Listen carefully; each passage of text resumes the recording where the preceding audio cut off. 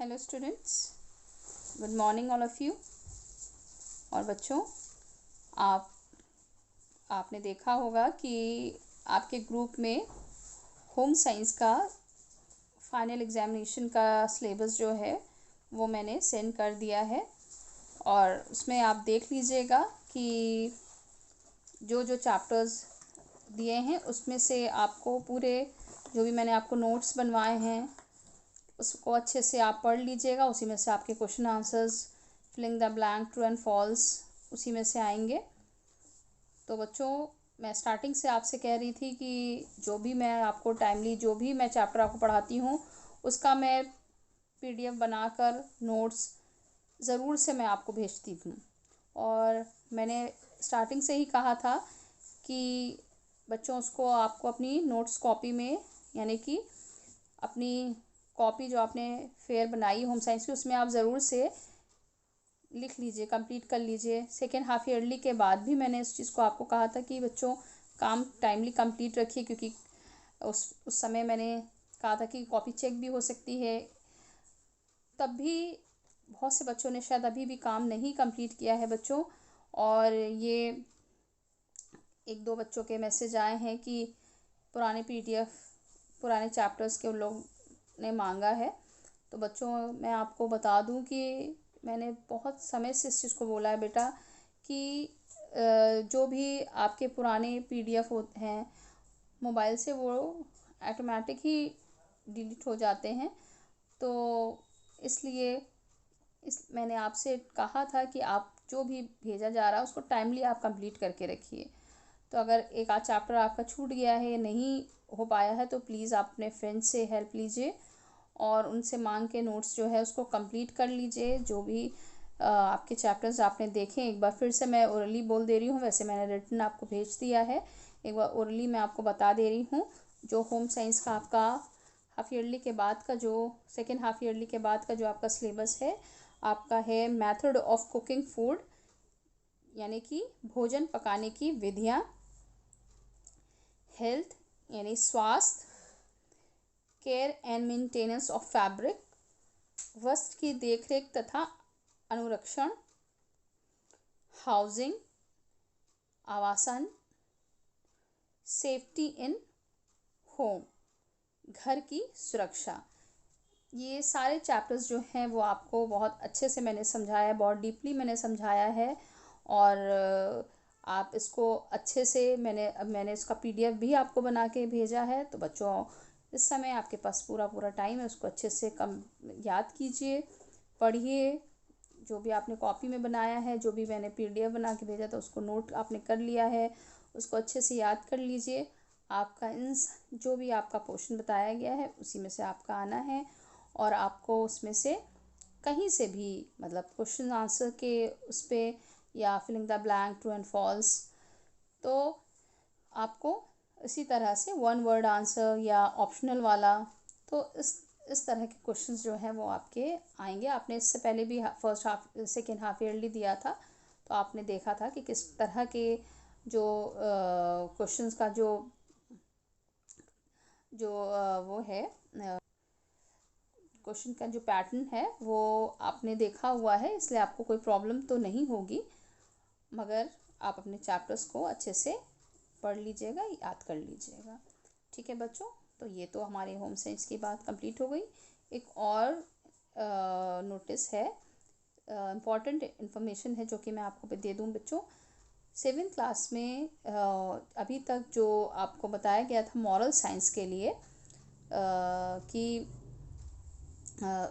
आपको डायरी में से बताया गया था, पेज नंबर 9 to 21 पढ़ने के लिए कहा गया है, जो कि आपका मॉरल साइंस का एग्ज़ाम रिटन इस बार होगा, जो कि अभी तक आपका एग्ज़ाम नहीं हुआ था, ना फर्स्ट हाफ ईयरली और ना ही सेकेंड हाफ ईयरली आपका मॉरल साइंस का एग्ज़ाम जो था वो नहीं हुआ है। मगर फाइनल एनुअल एग्ज़ाम में आपका मॉरल साइंस का भी एग्ज़ाम आपका होगा।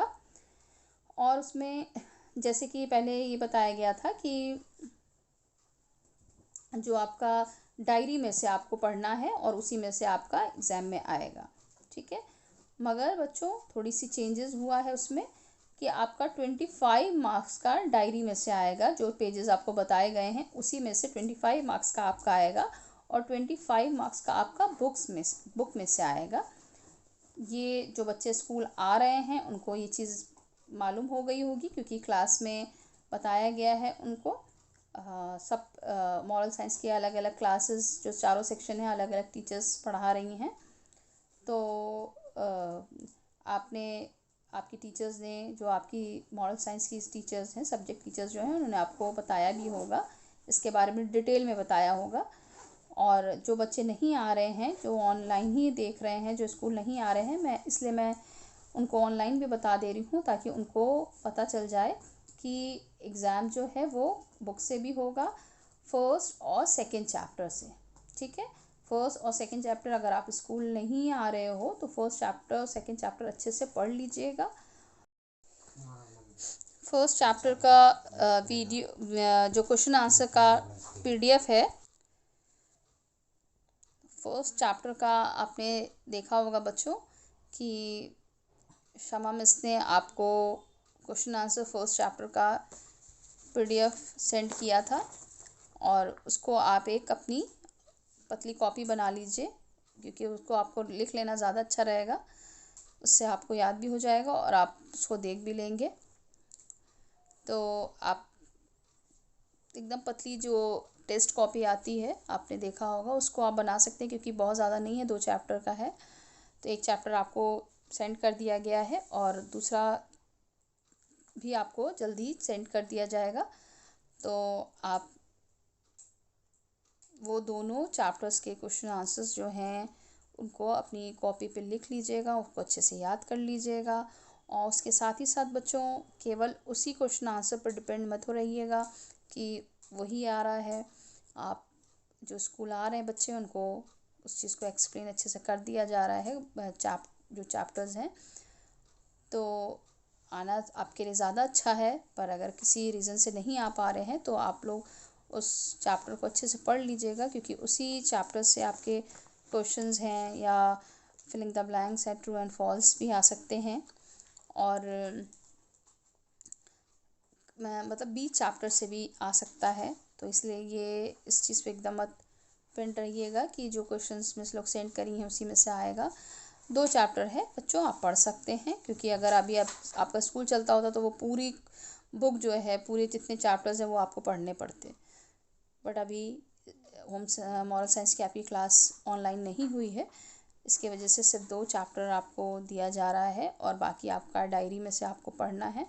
तो मॉरल साइंस का मैंने आपको चारों सेक्शन के लिए बता दिया है कि आपको जो पेज नंबर भेज दिया गया है 9 to 21 पेज नंबर डायरी में से, वो आपको पढ़ना है, उसमें से आएगा आपका। और उसके बाद बुक का आपका जो फर्स्ट और सेकंड चैप्टर है उसमें से आएगा। ठीक है बच्चों, तो मैंने आपको मॉरल साइंस के लिए और होम साइंस का दोनों उसका कोर्स पोर्शन जो इम्पोर्टेंट है बता दिया है। आर्ट का भी आपको सिलेबस चला गया है, जो पोर्शन है आपका। तो सारे चीज़ बच्चों, सिर्फ इस समय आपको जितनी भी इंफॉर्मेशन इम्पोर्टेंट थी वो आपको दे दी गई हैं, भेज दी गई हैं। अब आपका ये ड्यूटी है कि आपको अच्छे से पढ़ना है, याद करना है।